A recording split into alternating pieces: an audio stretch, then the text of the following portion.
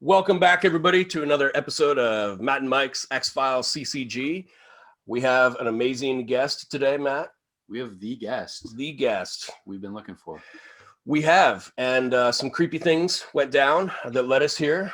It was quite the Alice in Wonderland road that got presented. Oh, yeah, he went down the rabbit hole. Yeah. It was pretty crazy. In fact, I think we have a recording of that. Diddly-doo, diddly-doo, diddly-doo, diddly-doo, diddly-doo.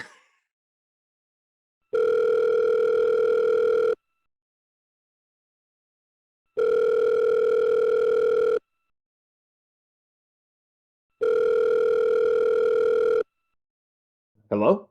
This is Mike. Yeah. I hear you're looking for me. You should be careful who you look for because you may find them. Okay. Why would you go on the internet and use my name and then to say you have people looking for me? Yeah. Well, I came looking for you. You need a hint? Yeah. Woo, woo, woo, woo, woo, woo, woo, woo, woo,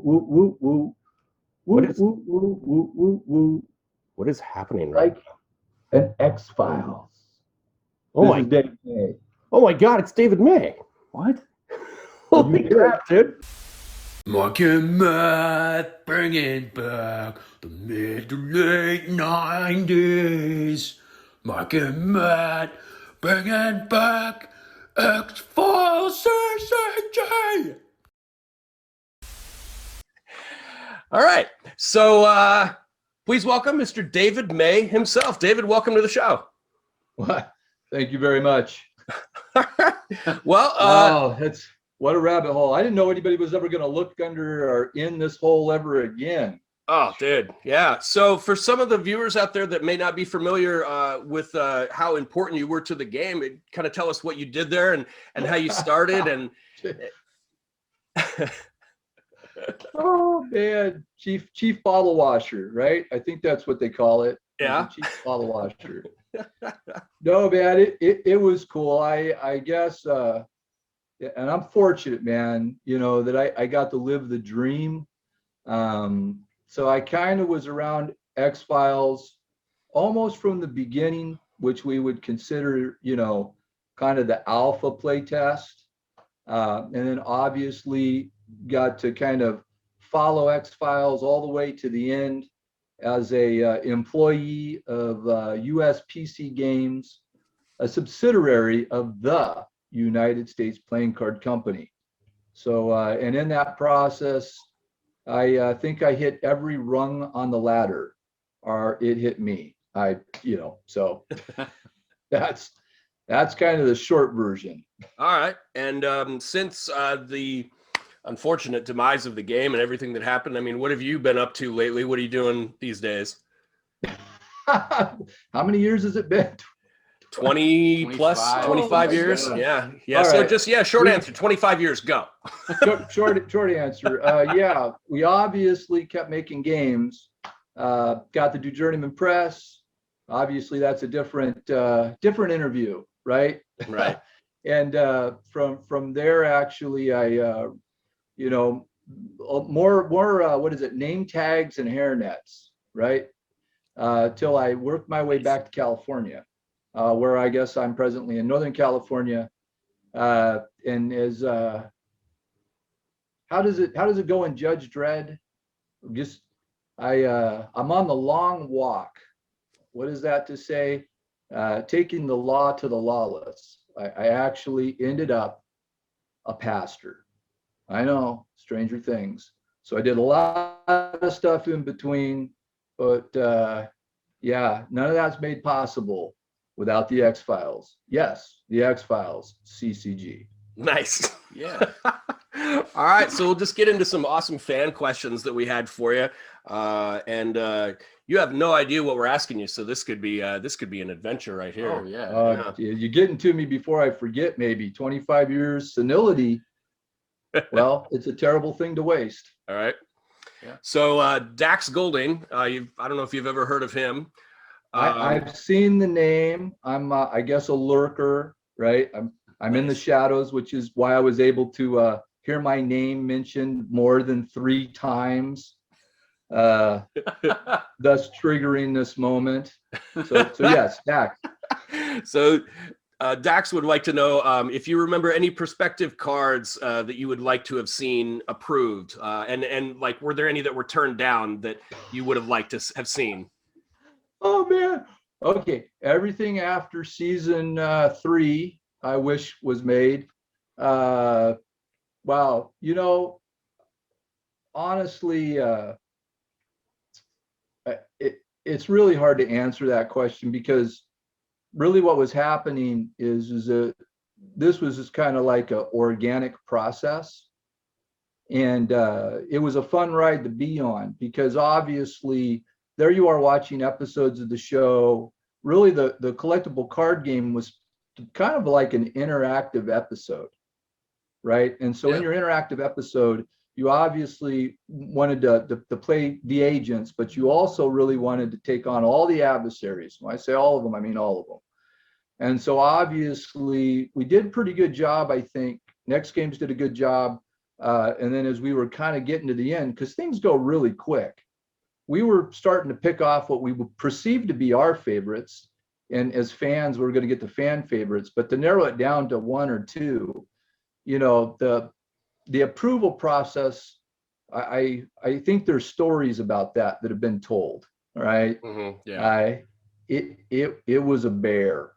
And so at first you don't succeed, try again. So yeah, so the dumb answer, the short answer is that, yeah, we wanted to see every season. We wanted every episode represented. So I can't say I had a favorite, because they're all my favorite. I wanted them all well represented. You know, I wanted every adversary. I wanted all the agents. I love the cameos. Again, that's before you get to the actors. So sometimes what happens is the fan stuff, you know, I look around here a little bit, like, you know, Agent Daggett, right? I mean, the fans, you guys, I've seen the work being done. All right. And so that's my answer. I'll shut up. Never ask a pastor to talk. Right? Pastors, they don't shut up. So All right. Well, the next one we have is from Jonathan Wood. Did the absurdity of the premier card distribution and boosters and decks, 12 plus X-Files in one pack, for example, affect the game negatively at all, since it was drastically changed and the truth is out there?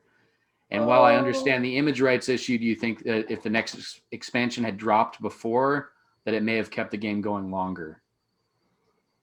That's a long question. I can break it down. Yeah, no, you don't. No, thank you for the flashback again to the Premier Edition and the distribution. Sorry.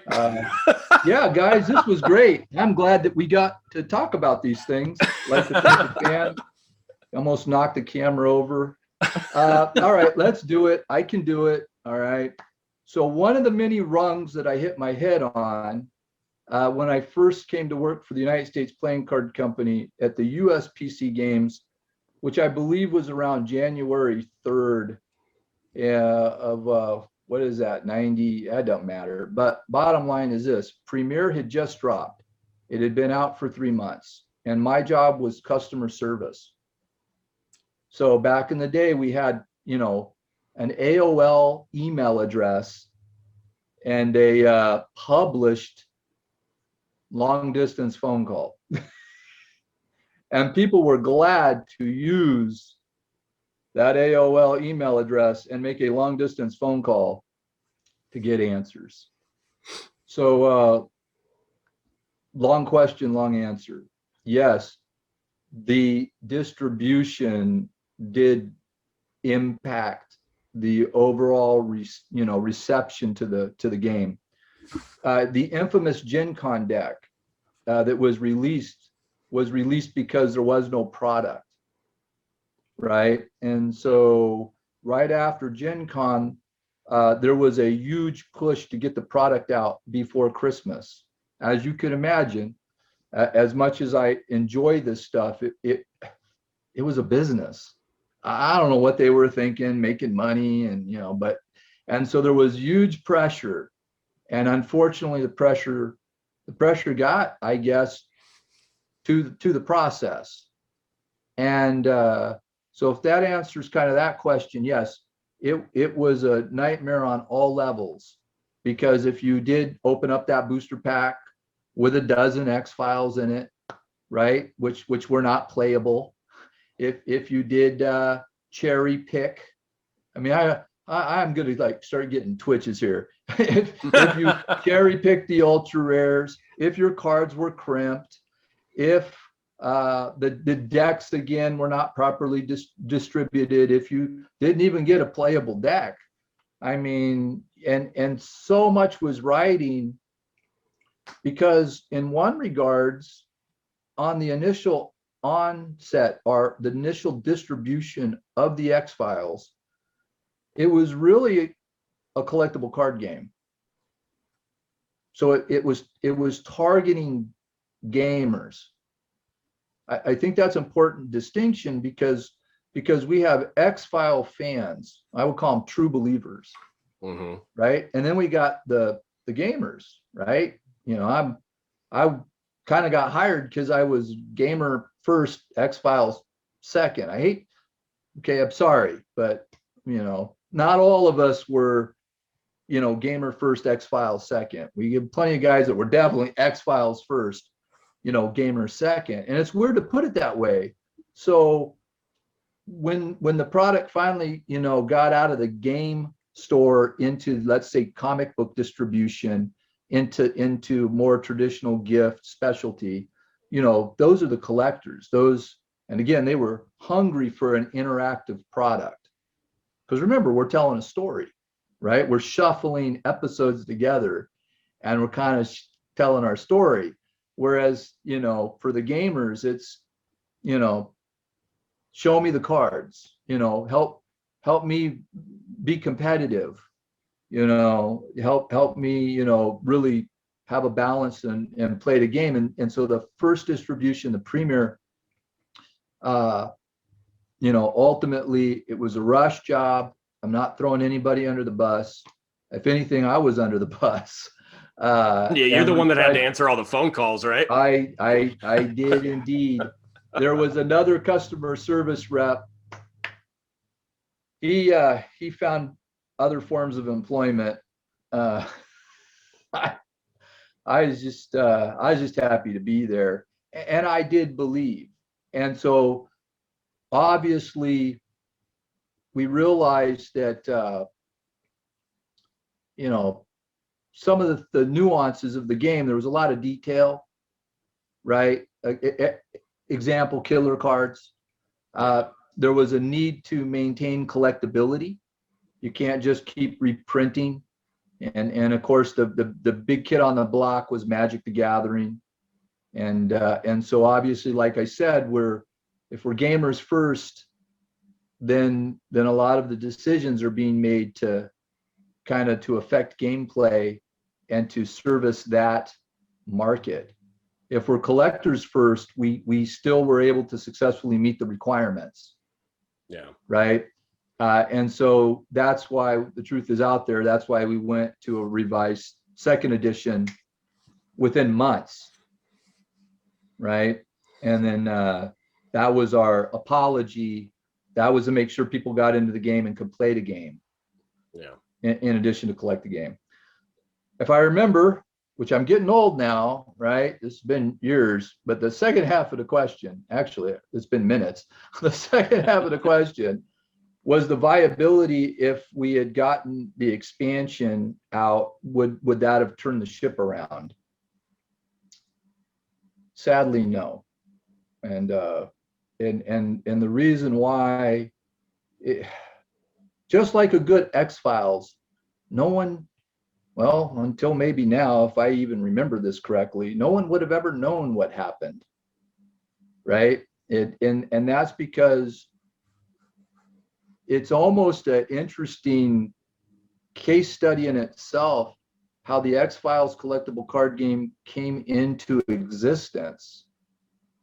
And that took place because of some creative people, formerly Next Games.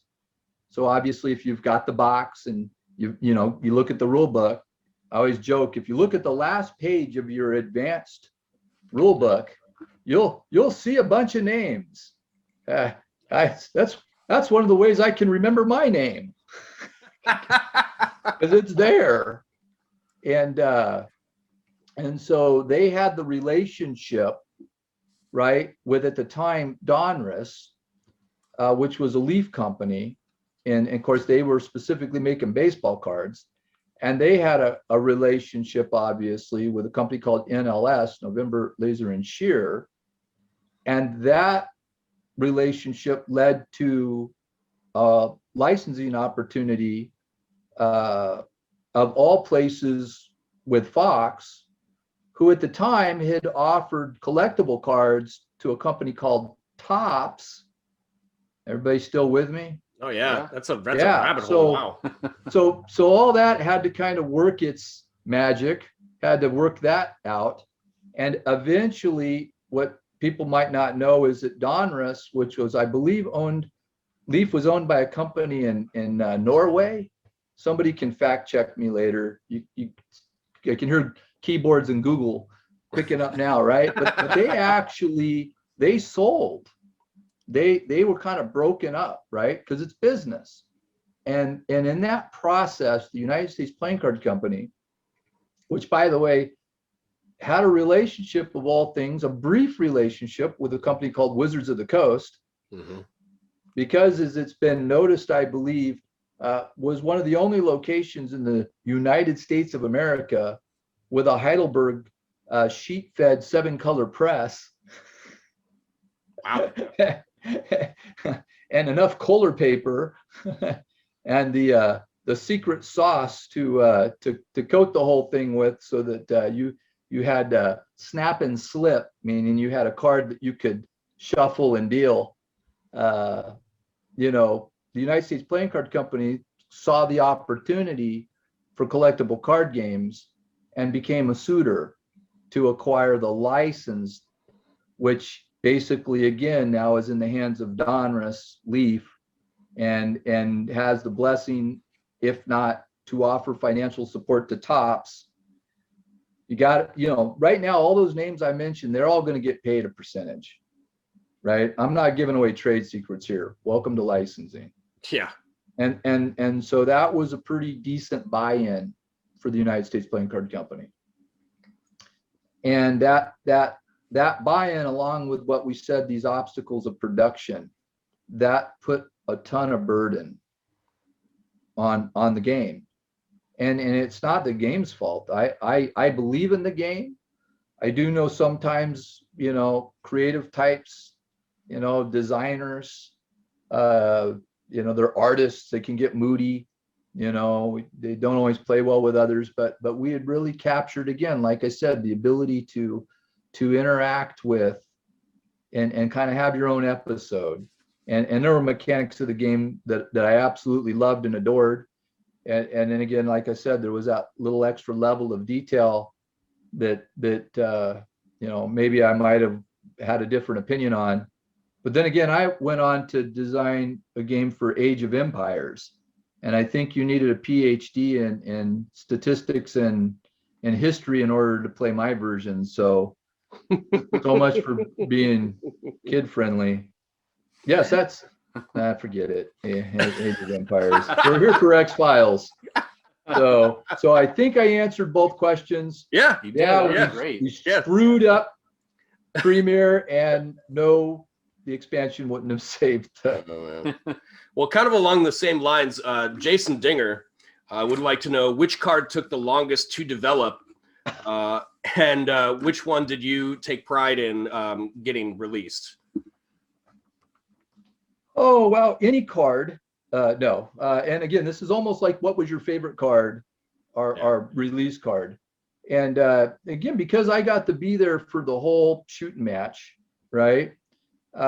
It was towards the end when we're going to talk about Scully sets, right? It was anything approved because I think Mike told the story. I guess we'll tell it again. And that was of the holy symbol, the symbol of faith. Symbol of faith. Yeah. Thank you.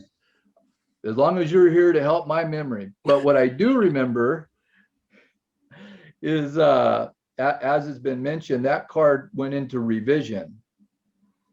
And so, I mean, no one really had to approve game mechanics except for gamers, but you had to approve imagery, right? Yeah. And for some reason, that card and the image of the cross, and again, this isn't religious. Maybe it was the cleavage. I don't. Bottom line is that card went back and forth 7 times, right? And each time you send that out, that's another potential week, because you send your request on a Friday, someone sees it on a Monday, respond back on a Friday. You get the idea. Yeah. And that one did infamously come back to its original form. And again, I realized maybe, the 90s, we were already politically correct. But again, to give you another example, and this is dangerous answering these questions. You know that? Because you just, I don't know who's still left out there listening to this stuff. Okay. So I might get a knock on the door or a cease and desist. but okay. Hypothetically, let's say hypothetically, you were an actor, and you were maybe a very important actor, maybe one of the main actors of your TV show, and there was a picture taken and you didn't like your hair, right? And so that might bother you, and you didn't want to see, your publicist, somebody didn't want to see that unflattering image reproduced, right? And again, we could be grabbing pictures from anywhere in an episode that you did, yeah, which might not have depicted you in necessarily a glamour shot or a flattering way. That again could affect how a card got made, or published, or approved. Hypothetically, though. Yeah, hypothetically. Hypothetically. Yeah. Okay. In our hypothetical, without naming names. Yeah. Of male or female actors and actresses, which some of them may have been a little more high strung, or at least their publicists. And again, I you know. All right. Well, we have another question for you from Joe Cartwright. Any insight into how much of each set they produced, specifically in comparison to other card games from that time? I really don't see many Truth or 1013 boxes pop up anymore, so it makes me think that there was a limited production of those sets. What? Man, I would have to go back and do math. I can safely say we're one of the most underproduced collectible card games. Again, I don't have the numbers, but you have to remember we got limited distribution on Premiere, which we shut down pretty much after the first run. The decision was made to go immediately into that second edition, Truth. And obviously that would probably be almost double the amount. So we had very little to a little. So we never really made it to a lot. So again, I don't have the numbers, but I would say we don't have a lot. I could try to go back and maybe figure that out. I don't know, ultimately what our final productions were, but I think Mike mentioned that I was protective, and that we had the infamous chipper. Oh, and darn, I would see stuff destroyed before I saw it leaked out, because for some reason, it's collectible, and so ultimately, maybe not by design, but just by the way things worked out, I would safely say this is not a well-published, didn't have the print runs. I don't know if I could say there would be more Guardian cards out there for anybody out there who knows what that is, but there are definitely other card games that had more product. But so did you, to follow up with that, so they printed more Truth than they did Premiere?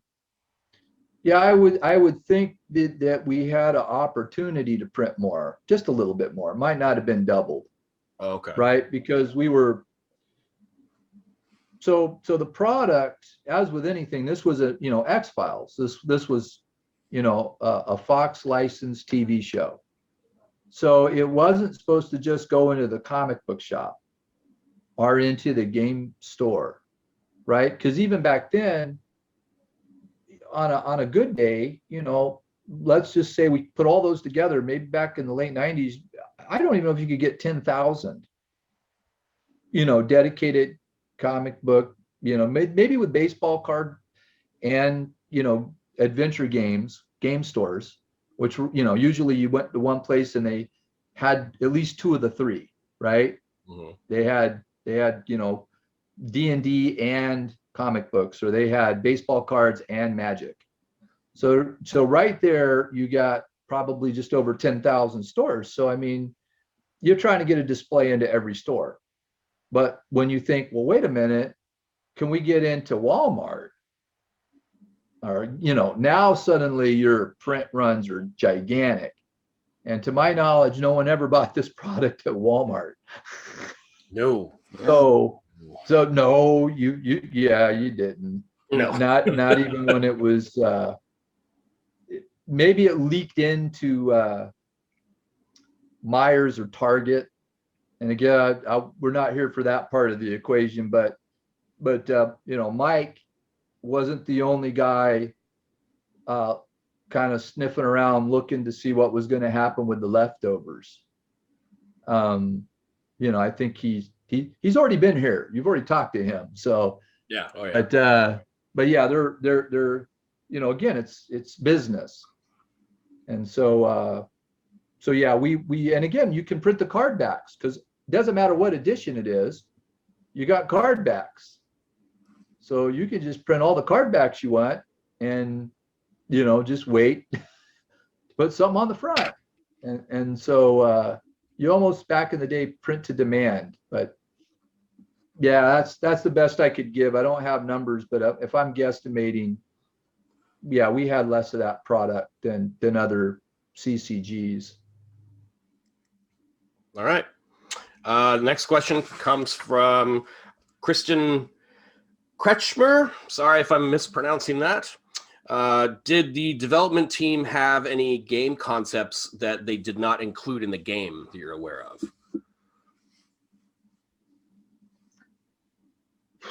Wow. No, it could conceptually. So like I said, the process was organic. And I think the absolute coolest component for me, right? Because fundamentally, collectible card games, you're going to basically have a deck and you're going to play cards, right? And put them out on the table and move them around. That the most inventive idea was the checklist. It was the clue. It was having an X files, and it was trying to narrow down, obviously, which X file you have. And again, just tip your cap. I tried to design games. I mean, that's how one of the caveats for me is I wanted to be in the adventure games, right? And so there's a whole story there. But that was brilliant to me. I thought that was the gold. Now the only challenge is that obviously we're just so excited to be here. You know what I mean? We're working with 2 seasons to get things going. So we got plenty of X files to choose from. I don't know if we were really, and again, I'm a play tester at this point, so I'm offering critique, right? I'm not the lead designer at this point. That's, again, Duncan McDonnell, Ron Kent, Andy, you can find their names in the back of the book. And so I don't remember per se having the next great idea, but like I said, scalability was going to be a challenge. And so we were starting to kick around, and as things were coming to the end, internally at USPC Games, we were starting to kick around ideas internally to our team. And I think the biggie is that we were just potentially looking at kind of just refining what was going on. I don't want to call it a simplification. There was a lot of things that happened, but just kind of seeing, is there a way that we can massage this a little bit, maybe redeploy it and start working on those new ideas. So really it was a refinement or a simplification of what we had to expand the opportunities for those additional seasons. So we were really trying to think forward thinking. But like I said, the organic process. That actually, that's perfect. So we had another question that kind of ties into that. Chris Nichols wanted to know, do you have any stories from play testing that led to cards getting reined back? Like, I know we've talked to Kevin Marion, and when he did the tournaments, they would not allow any hack into government files, because you could basically just go get a card from your car, and like, it allowed you to basically do anything you wanted. So they kind of reined that back. But was there anything while you were playtesting that you remember? Okay, so obviously, I feel almost like for this channel, this is sacrilegious.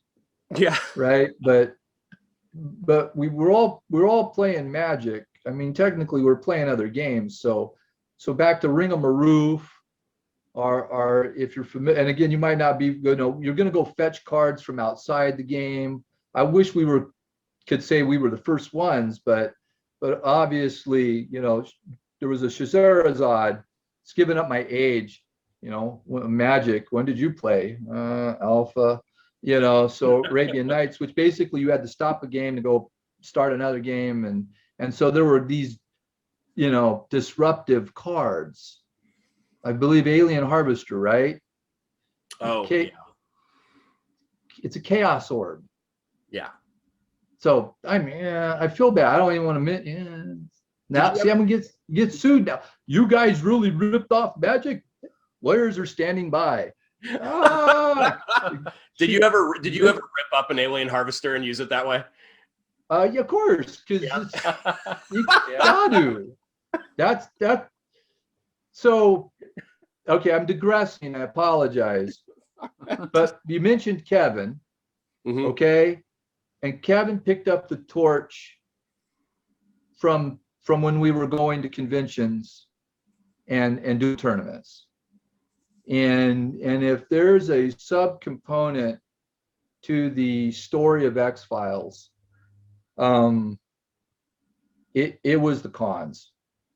I mean, it was Origins, it was Gen Con, it was Dragon Con, it was magical. I have no way to describe it. You had Dean on here, right, talking about Milwaukee and back in the day of Gen Con and Safe House, and okay, so yeah, I get all those stories. All right, I was lucky enough to be there, and it's almost the thing of legends, because to be honest, so many people kind of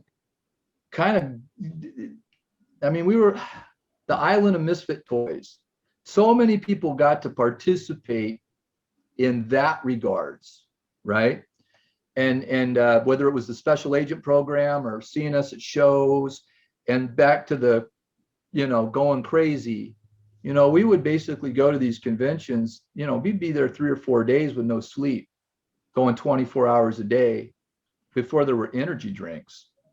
So you betcha we ripped up cards. We had the greatest time in the known universe. We were donating display boxes so that they could make sure our cards were represented in card houses, card castles, and we were all over it. So What was the original question? See what happens? I totally digressed. Oh, no. It was just any stories from cards getting rained back, and you're talking about cons, and I think people knew you. You used to have a funny hat on, right, for when you were at cons. Woot, woot. Woot woot woot woot.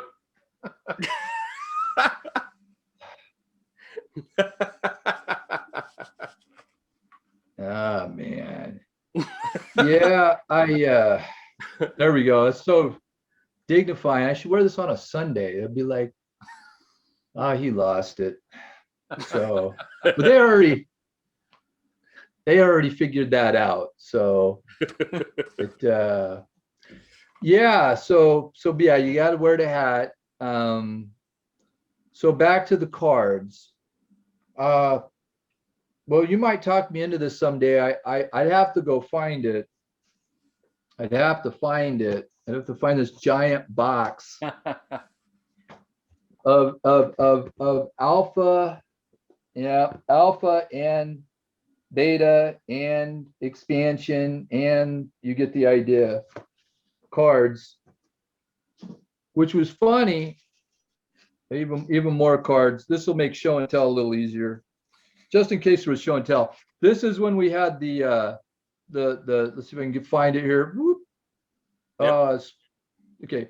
Now this is this. I have to get another one because that's the short boilerplate, right? And we'll try to get you some pictures, right? And so we have these play cards, and the one I probably should get you is Deep Throat, because back in the play testing days. I feel like I've lost focus now. Oh, my poor camera doesn't know where I am anymore. It's like, why did you put the card up to it? Let's see if it can come back in focus here. Sorry about that. It'll be blurry for the rest of the. You're good. But let's just put it this way: Deep Throat did more. Really? Did even more. What more do you need it to do? I mean, you have choices, and so I'll find it for you. So yes. When you're kind of just living in that first edition, think of it like Magic again. And you're throwing out the time walk. You really don't have any other places to go after that. You know what I mean? Yeah. You just, so scalability. We've learned so much over all these many years of game design.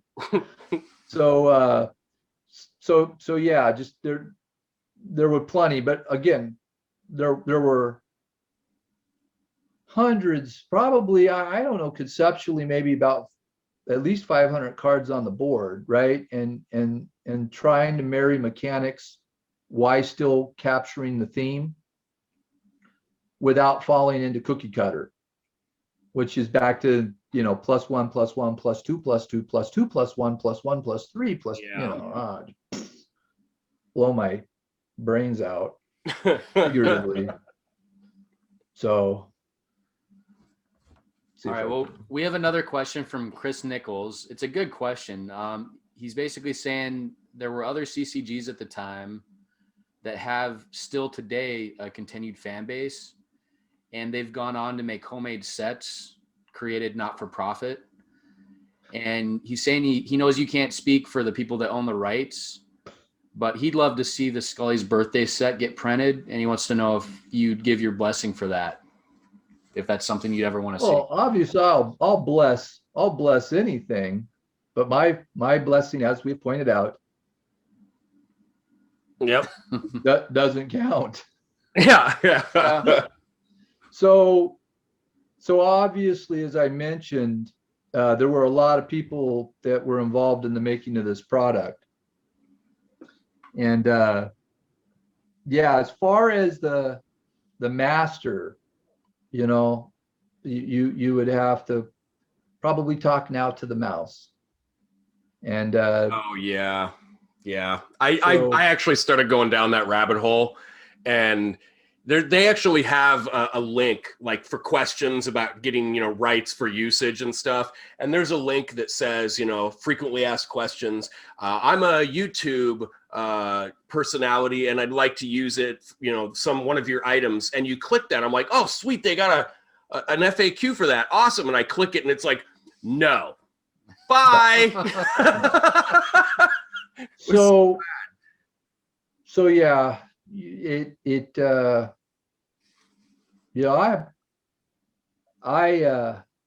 I believed in I don't want to make it sound past tense. Look how much stuff you got in front of you. Obviously believe in the game, and know that there's a lot left, right? Because again, we were just scratching. Now, whatever cool things we would have tried to surprise you with would be tough now, because most of us are familiar now. We've seen behind the curtain. If you've stayed with the X-Files, we know more now today as far as the show. But having the ability to have the interactive kind of gameplay where you're telling your episode, right? That, and that's cool. So, we used to joke as game designers, once you buy the game, do what you want. Again, That's not an endorsement to go print that. As I said, I'm expecting letters in the mail for what I've already said today. So, you'll enjoy this. So Matt and I, we played a game last night that we're gonna post on the channel soon. I highly recommend it because a couple of things happened in that game. Yeah. One of them was directly because of you. Each of us actually got to play a deep throat. Yeah. In the actual gameplay, because I have one in mine and Matt put one in his, and we both pulled him like the first half of the game. Yep. That was cool. We'd never actually been able to play that card before. Then, like you were just saying, you kind of make the game your own. Dax printed a card called Fake Buyers because he thinks Matt looks like fake buyers. And the game effect literally says, if your opponent's name is Mike, take this card from your top pocket and use it to negate Queequeg. Yeah. And he actually got to play it. Yeah. And it was amazing. It was so much fun to actually put some different spin on the game. So, and I think, honestly, I think that's where a lot of the future of the game can lie, with people like ourselves that are really getting into it and enjoying it again, is adding our own spin to it, our own things to it. Which I completely agree. The game was originally, okay, so I guess I'm going to regress, but it doesn't answer the question anyway. But remember, we did offer alternate rules, X-File powers, based affiliation effects. So obviously, in that regard, you're right. We were forward thinking, because we had house rules. Yeah. There was always house rules. For me, maybe not so much house rules, because I had to represent, again, somehow the integrity of the game. And so, yes, I will sit up straight. You won't be able to see the top of the hat, but the integrity of the game.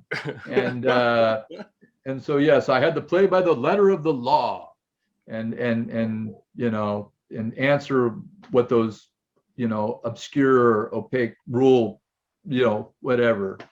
And but you buy the game, man, come on now. It's what's ever fun. Yeah. Right? What's ever fun. And that's what I said. For me, my memories of playing and being up all night and discovering, because I got to discover too. I got to discover card combinations. I did probably play a little too much Magic. I'm not in that anymore. And that was fun, and defining the combos and then tuning decks, and but really, like I said, it was part of the storytelling, the guessing the X-Files, the Clue-esque nature. I just thought, that tip your cap. I thought that was brilliant, and love that, and just wanted that to breathe. Right, just wanted to let that breathe, and enough of that. I'm gonna get all. We have one more fan question for you. This one comes from Mike Laura Collison. Sorry again. does he still have the pewter cards? Is the question. Pewter. Pewter. Yes, I only got away with one.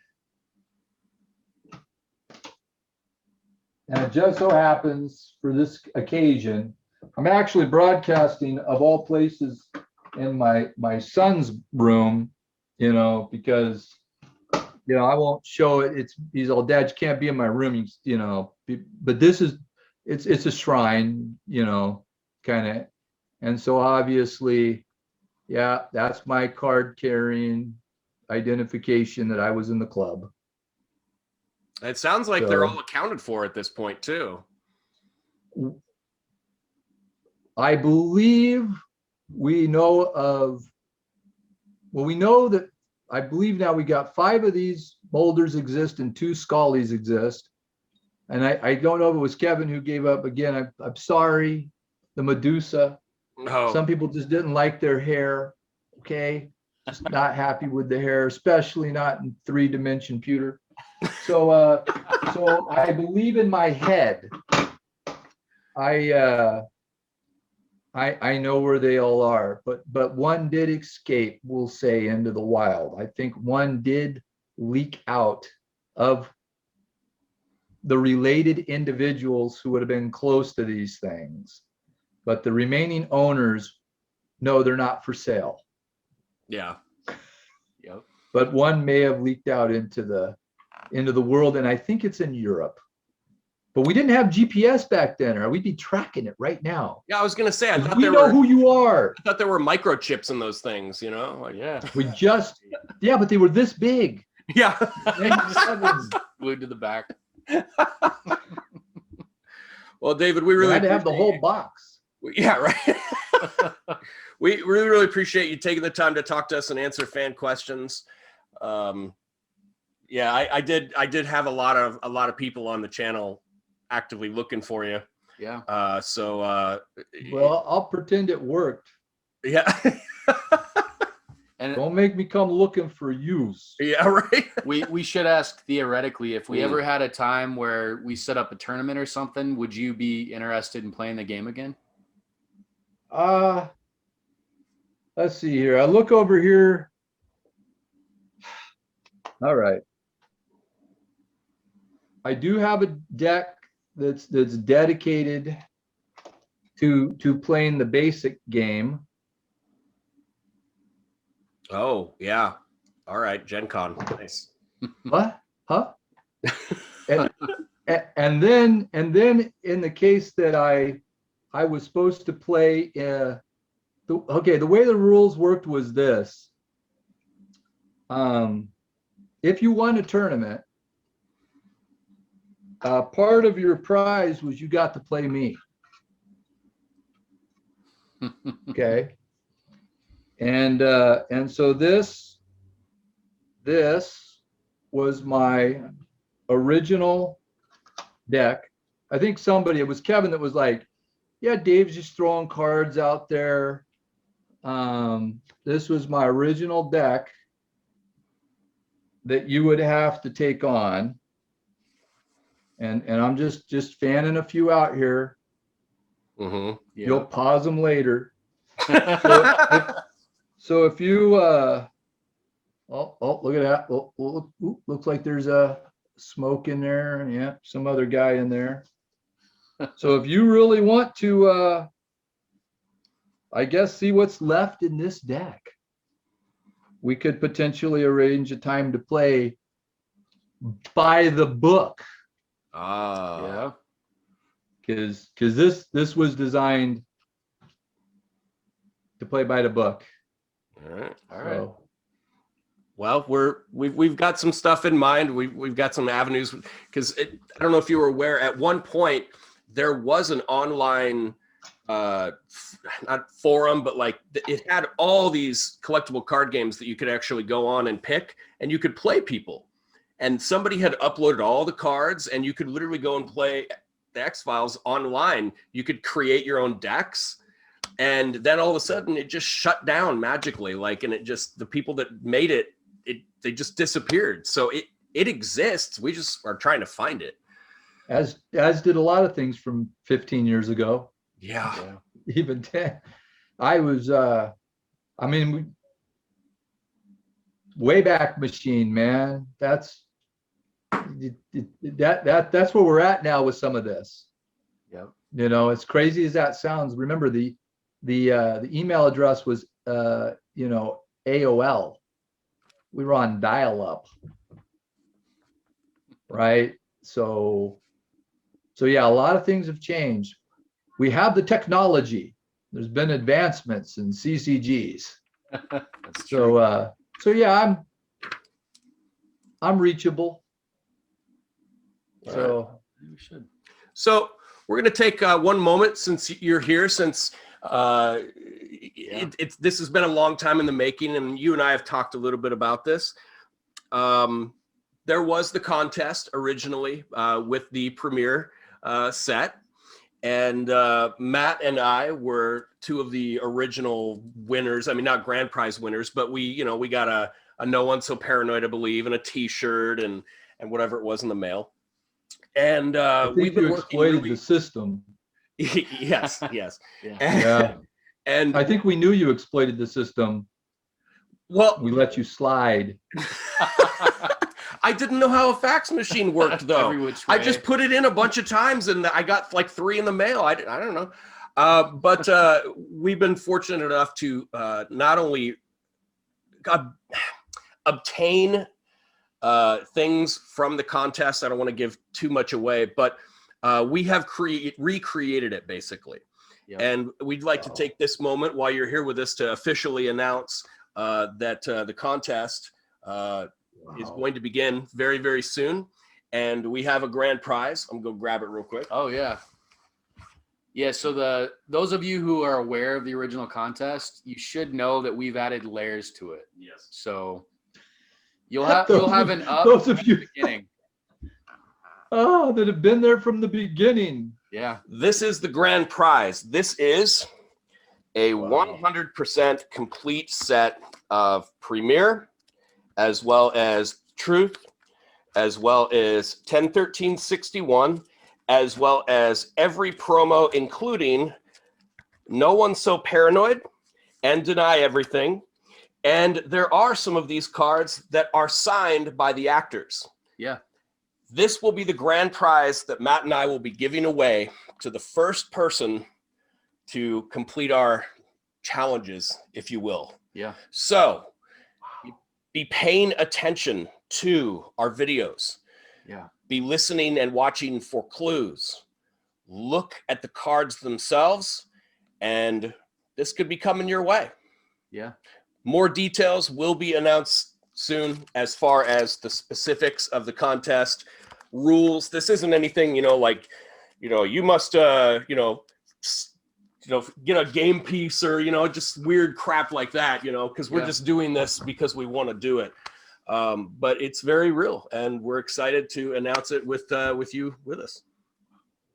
And we do thank you again for the honor of the flashback. It wasn't nearly as painful as I thought, right? Good questions, not always good answers, but good questions. And what you guys are doing, I mean, what kind of jerk would I be? But keep it up. And anytime you wanna chat, or if I can help, or you might as well get to it before I forget it, because it's we're there now. I mean, I can pay for ARP, but I still can't quite get the senior discount. Right. But any day now. And when I go into Denny's, it wasn't for COVID. Right. All right, David, it's been an honor talking to you again. I'm sure we'll talk again in the future. And anything else, Matt? No, I did want to say thank you to Mike Mackey, our sponsor, because him giving us all these cards has allowed us to fill in a complete set. I mean, we wouldn't have been able to do that without his help. So. Definitely. And a lot of our viewers have been trading with me. I opened up one set of Premiere, and I got 2 ultra rare Scullies in the same box. And this guy was like, oh, man, I really need that card. And I was like, well, do you have this card? Yeah, I'll trade you straight up. Okay. You know, Awesome. Old so school. yeah, it's a great community, and we're just blessed to be part of it. So again, thanks for taking the time to talk with us, and we'll see you guys next time on Mike and Matt's X-Files CCG.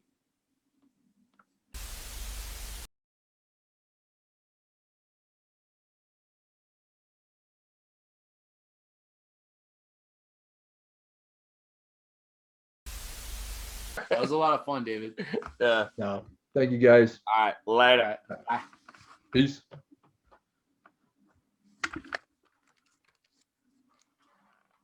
Okay, Matt, Mike's gone. What do you want to talk about? I don't know. We have a couple seconds here. Help me. He's held me captive for years. Dude. Call the police. I've been screaming. Help is on the way, Matt.